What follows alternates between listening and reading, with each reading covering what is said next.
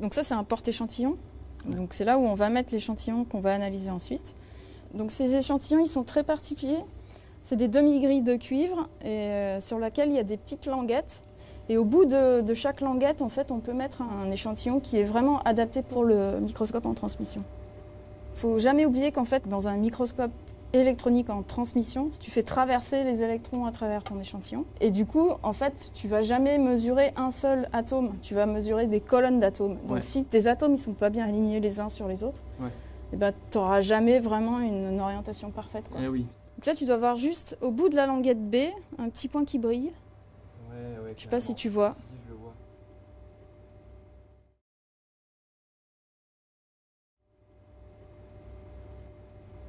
Et donc ça, c'est la partie qui s'appelle le goniomètre. C'est là où je vais mettre l'échantillon.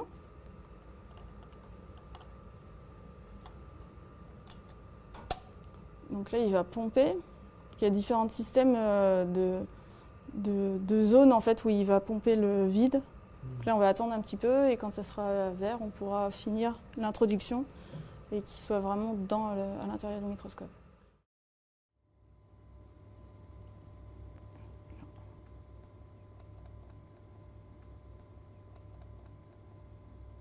Donc là, on reconnaît la grille, tu vois, avec le ABCD. Ouais, donc c'est là qu'on va aller, là. Ouais, on va aller là, exactement. Au départ, quand tu commences sur un microscope, en fait, il y a un temps qui est incompressible d'alignement, en fait, où tu vas régler en fait toutes les lentilles électromagnétiques pour que ton faisceau il soit bien aligné. Donc ça, c'est vraiment l'échantillon qu'on va analyser. Donc là, je voulais juste savoir où il était avant de faire les réglages pour pas passer 1 heure à le chercher. T'approches grossièrement. Voilà, j'approche, et puis après, je vais mettre en mémoire en fait la zone où il est. Et là, on voit bien déjà. Donc ça explique quand même pas mal le fait qu'on est en transmission. C'est vraiment dépendant du matériau, et à la fois de son épaisseur et à la fois de sa densité. Ouais. C'est-à-dire que tu vois là, c'est beaucoup plus sombre, parce qu'il est trop épais et du coup les électrons ils traversent pas. Donc en fait tout ça, c'est une zone qu'on va pas pouvoir analyser parce qu'elle sera trop épaisse. Tu vois là, ça fait 3 micromètres à peu près, ouais. Donc c'est vraiment des zones très très petites qu'on peut étudier, quoi. Donc là, en fait, tu vois l'échantillon à faible grandissement parce qu'on voit l'ensemble de la lame, en gros. Et avec ce que je vous expliquais tout à l'heure, là, voilà, plus ou moins épais. Alors là, on est passé à une échelle de 100 nanomètres.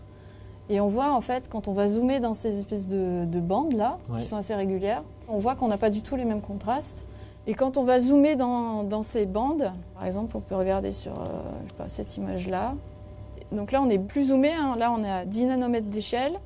Et on voit qu'on est par exemple disons, à la bordure entre cette zone-là et cette zone-là. Donc là, c'est la bande et ça, c'est la zone au-dessus. Et on voit bien que ce qui est très intense ici comme signal, ça correspond à des zones qui sont parfaitement cristallisées. Et ici, on commence à voir les atomes et l'organisation des atomes. Alors qu'ici, où c'est beaucoup plus sombre, ça correspond à ces zones-là, où là, en fait, on a complètement désorganisé les atomes. On zoome encore un petit peu. Donc là, on a zoomé dans cette zone-là.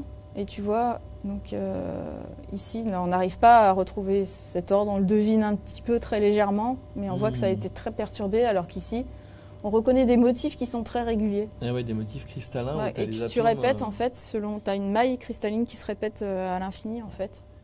Donc c'est un zoom de cette image-là. Donc ça, c'est des choses qu'on ne pouvait pas faire avant, mais avec ce type de microscope-là, qui sont corrigés des aberrations dans les lentilles magnétiques. Ça nous permet d'atteindre des résolutions qu'on n'avait pas avant et de voir vraiment la disposition des atomes à cette échelle-là.